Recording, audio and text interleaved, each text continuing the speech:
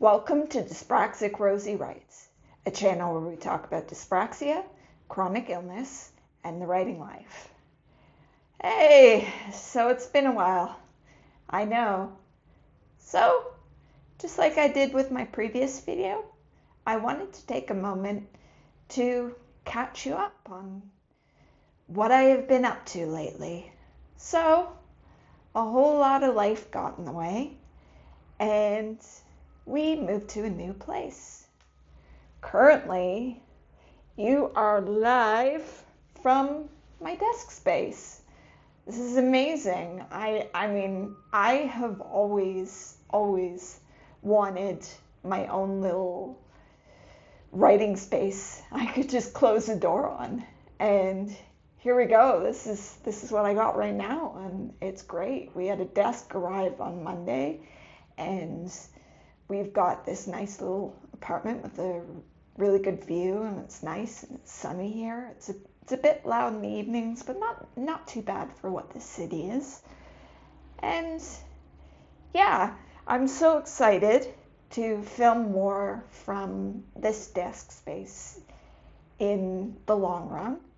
But really what I wanted to tell you about is that I have a book event in person coming up in Toronto. It is going to be at Caversham Books, a North American specialist in mental health. They are considered to be one of the largest mental health bookstores in North America. And so they have asked me to come and do an event at their store on June the 20th in the afternoon. And I am going to talk about thriving as a neurodivergent person. What you're looking at actually right here is the title slide. I have been working on that today. Today I got my hair cut, but also in between, I have in my little office space been generating the slides together. And I have got my first 10 RSVPs already, which is pretty good for a month before an event. And I got this after building the relationship a bit with the bookstore. When my first book came out, my publisher had got a copy in the store, and I made an active effort to go and introduce myself to the staff. And that honestly went a long way. And after that, I was in contact with them about doing future events. It didn't quite work out the first time, but after that, directly after that, I did a promotional social media campaign for their social media talking about my book. And then once studying with Dyspraxia came into its pre-order phase, that is when I reached out to them and I said, oh, we've got a spot available in June, and I will be in Toronto in June anyways. So yeah, that is the one event I have booked. And if you would like to come along and meet in person and listen to my presentation and look into getting copies of my book, then yeah, I will leave a copy of that in the description. But also too, this week, I had a new article come out. Technically, I wrote this ages ago. I interviewed people who were involved in major neurodiversity efforts within Canada. One at the Institute of Neurodiversity, for example, and another independent advocate as well. And so that article came out through this magazine, and this magazine is a social justice focused Canadian independent magazine, and a copy of that article is available online. And basically it's an opinion piece where I did a whole bunch of research and on the subject of the gender bias gap in autism and ADHD diagnosis for women in Canada.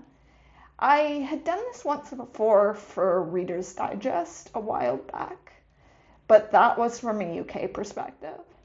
And really, I pitched them with the idea of doing a Canadian perspective, given that, well, obviously, I'm born and raised there.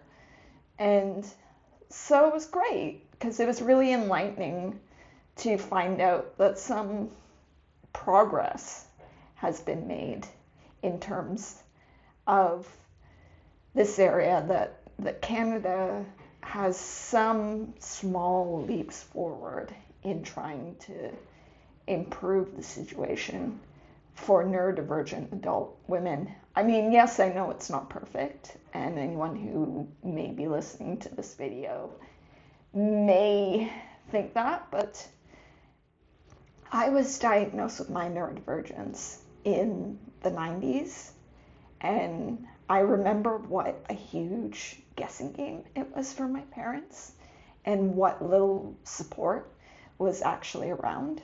So really, I do see the fact that there are actual advocacy groups around, that there are actual efforts to get more women diagnosed around, as a huge amount of progress. And even the research area, I have always known the research as being primarily UK dominated.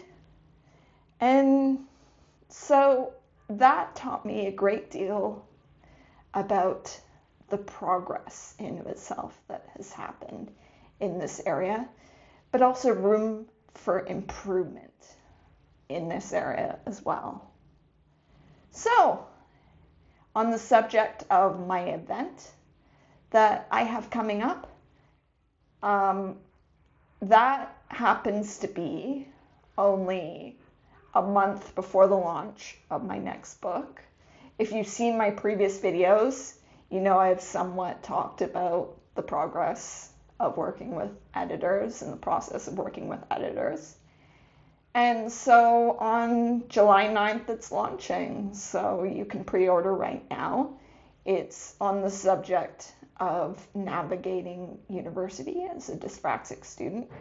And unlike my first book, it goes into what it truly means to go through the support process. My first book was much more focused on my personal story in order to raise awareness of dyspraxia in general, whereas this is a practical, hands-on guide.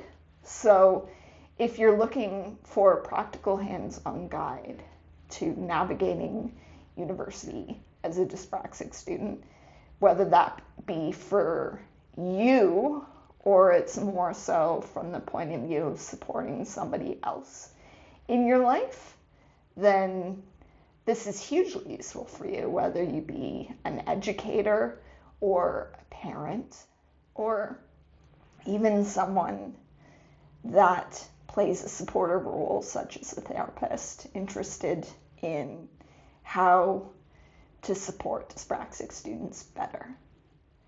Yeah, that's all I got for you for now for an update.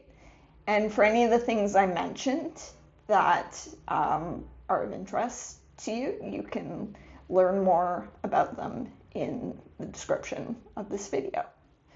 All right, talk to you soon from my brand new desk space. Happy reading, happy writing, my friends.